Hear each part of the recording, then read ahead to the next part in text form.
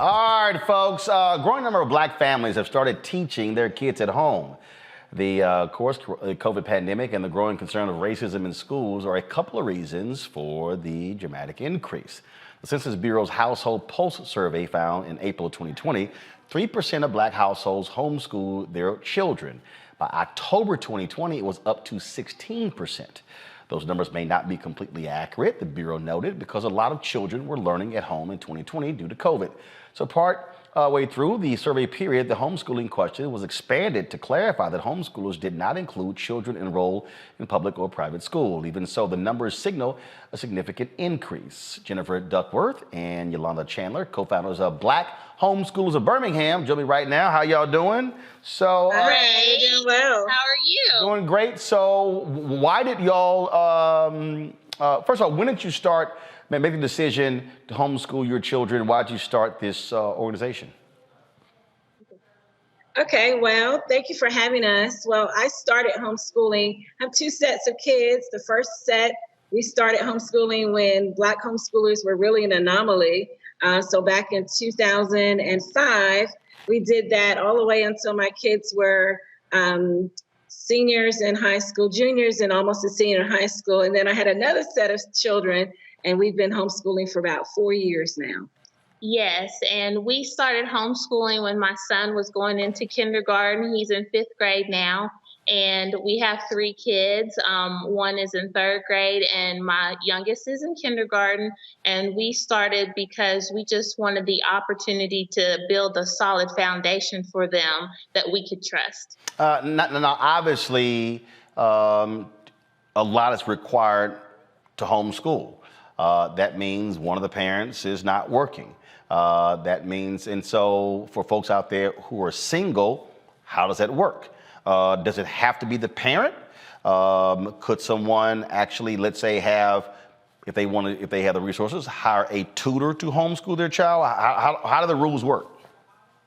Well, it actually depends on, homeschool is governed by each individual state. There is no federal mandate for homeschooling. So it's actually each parent, if you're interested in homeschooling, what we advise them to do is check the laws within their state.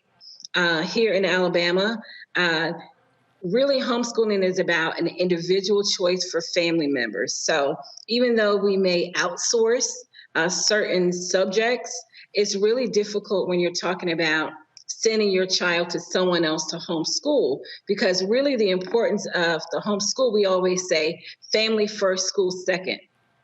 So the whole idea of homeschooling is not to get traditional education in the sense as if you're sending your kid off to be taught by someone else, but the parent has lots of involvement with the child and is able to pick up on that child's strengths and weaknesses and really ignite what their passions are. So if a single person or someone who wants to homeschool, we would really suggest that they first look at the laws within their state and then reach out from there.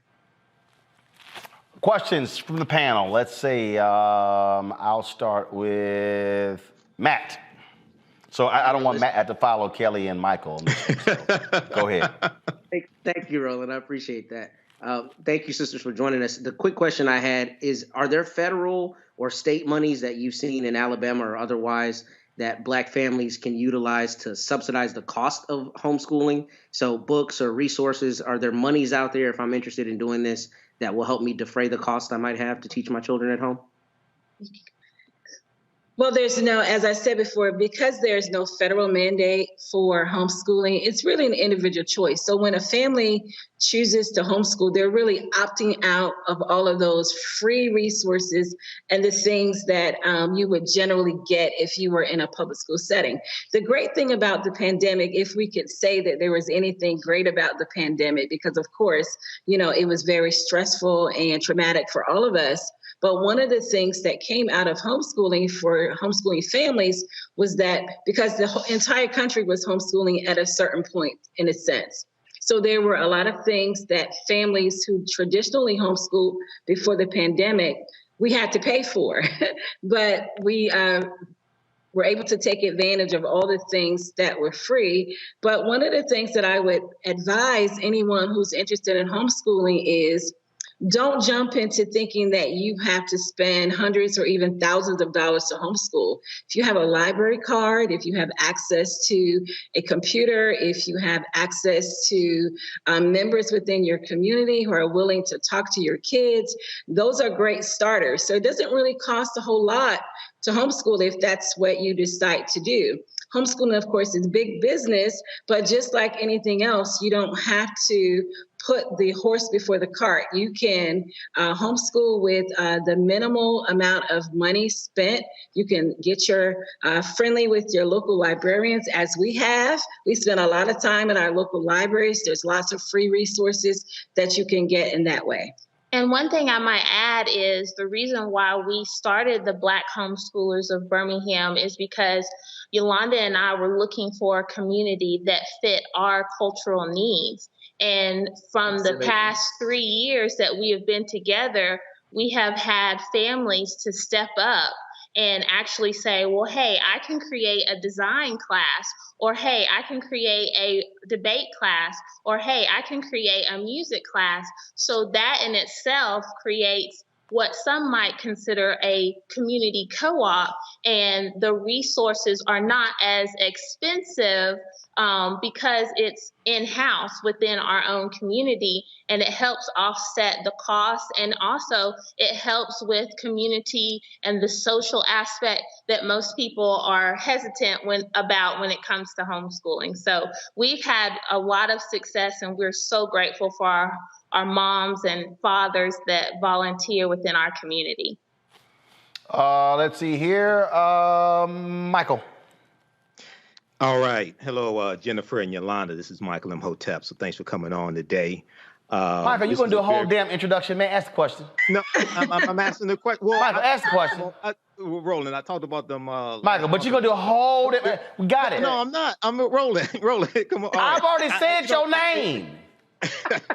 Okay. Only thing your ass didn't give was your zodiac sign. It's Gemini, but Don't let them do you like anyway. that, Mike. Damn. Now ask the question. So, what type of resources do you all use when you teach, like history, science? Because that's one of the problems. I speak at a Black Homeschooling Expo usually each year. And this is one of the problems that parents have, trying to find resources, curriculums, things like that, especially when it deals with history. So what type of advice can you give? Well, I could say that, like Yalonda said, we utilize our library a lot. And we have actually started working with our local library to create programs that are specifically for our culture, the Black and Brown community. And they have been so amazing about saying, well, what is it that you need? And we actually did a field trip where we took a tour of our local library, and the librarian told us about the online resources that were available to us. All you had to have is a library card, as well as the in-house resources like the homeschool section that they have. Like, that's another thing. When Yalonda was talking, curriculum is something that we like to say is a tool. So you need to learn what your goal and your vision is for your family and the environment that you want to set up for your children and your family before you just hop into any kind of curriculum, because that's how you lose money, because you're like, oh my gosh, this doesn't work. Oh my goodness, I don't like this. I don't even want to teach it. And so therefore you've wasted like 6 weeks of your study time when you could have gone to the library, or you could have gone to your local Barnes and Nobles, picked out a book, saw if it worked for your family. And if it didn't, you could say, oh, well, that was a library book, so we can return it. And it was not as much in our pocket, because like Yalonda said, we do have to fund that. And if we have those resources, then that helps a lot with the learning process. And let me just add, my first year homeschooling with my oldest son, I had no idea what I was doing, but I knew that he was struggling in school and that I needed to do things differently. So what we did was we focused on 2 subject areas, math and reading. So I went to Barnes and Noble and I got a workbook. We took our time, we worked through that. There's a great program online that you can go to that's free, that provides free math resources. And that's what we did. I didn't know any different. I just knew that my son needed some undivided attention that he wasn't getting in the private school that I was spending so much money sending him to.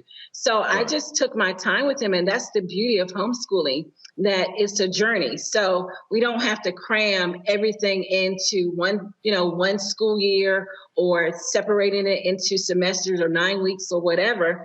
It's really a journey. So if my child really needs extra help with math, then I can take my time and I can do that. And I can zero in on the areas that he needs and not just going through an entire workbook or an entire textbook because someone else says that this is what my child is supposed to be learning at this stage. And I might add just real quick that that's the beauty of our homeschool community, where I have a Yolanda in my life. I have several other moms who are older in the homeschool journey, and they can say, girl, please do not even waste your time. Right. And then they might also say, we had a lot that we learned from this particular book or workbook or system, and it helps a lot just for us to kind of go on that journey, and we're not alone. Kelly, no zodiac signs. No zodiac signs. But I will say my experience with homeschooling is a little attenuated in that I have family members who have been homeschooled, and it works. It just plain as day, it works. But I do have questions regarding exactly how it works and honestly, it's different for everyone. But can you expound upon how to incorporate, if you incorporate standardized testing into your curriculum for your kids, and in the homeschooling co-op that you have? How important is that? And I ask because of the pathway to colleges and things like that. How does that work for those who have been homeschooled? Also, I am aware of some online resources like K12.com. How do you incorporate that into your curriculum with your kids, if you do it at all? Well, K12.com is actually public school, an online public school. It's not really what we consider homeschooling. Yeah. So the whole idea of homeschooling is that. Hold on 1 second. So K12 is actually an online charter school. In various states, so that's not considered homeschooling. We actually did that for my nieces. They're a publicly traded company as well. Homeschool is individualized households, not tied to a network like they are. That's nationwide. Go ahead. Right. So the idea of standardized testing, it really does not come into play until perhaps when you're getting into the high school level. I have a senior in college right now and a junior, and they were both successful being able to get accepted to multiple schools. And actually the schools were trying to recruit them. And that's the thing that we really want people to understand, is that getting into college is not something that homeschoolers have difficulty doing. In fact, colleges seek out homeschoolers because they've stepped away from a traditional learning, and they are independent learners. They think critically. They are problem solvers.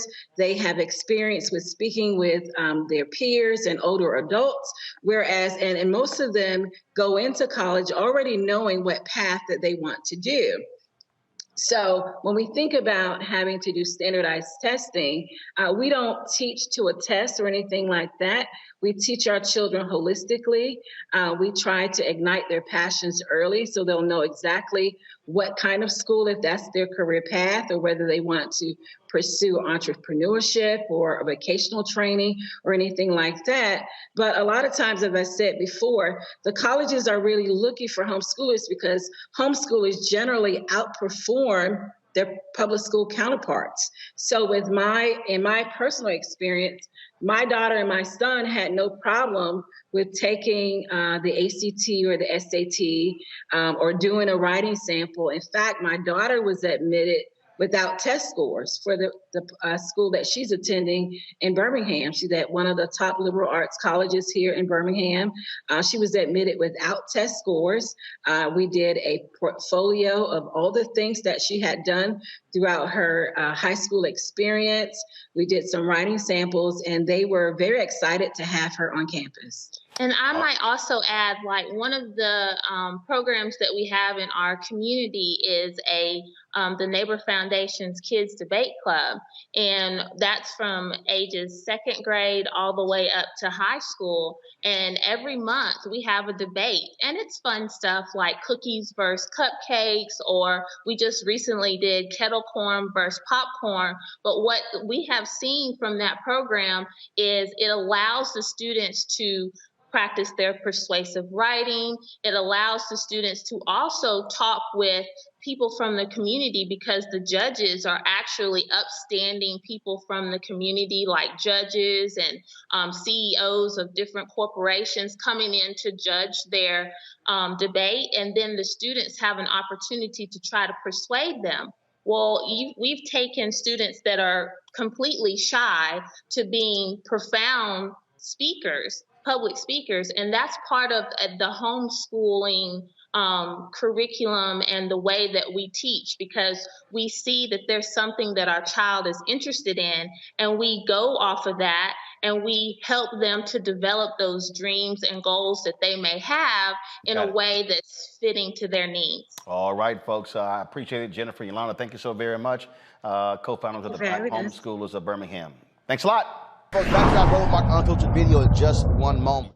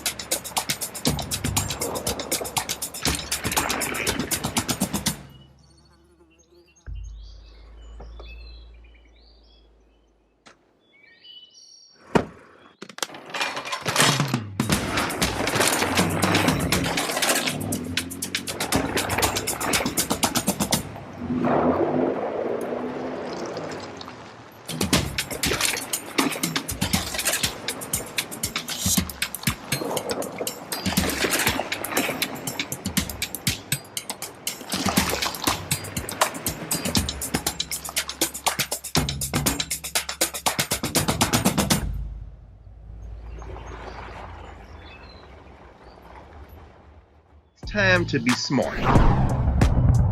Roland Martin's doing this every day. Oh, no punches! Thank you, Roland Martin, for always giving voice to the issues. Look for Roland Martin in the whirlwind, to quote Marcus Garvey again. The video looks phenomenal, so I'm really excited to see it on my big screen. Support this man, Black Media. He makes sure that our stories are told. See, this difference between Black Star Network and Black-owned media and something like CNN. I got to defer to the brilliance of Dr. Carr and to the brilliance of the Black Star Network. I am rolling with Roland all the way. Honored to be on a show that you own. A black man owns the show. Folks, Black Star Network is here. I'm real revolutionary right now.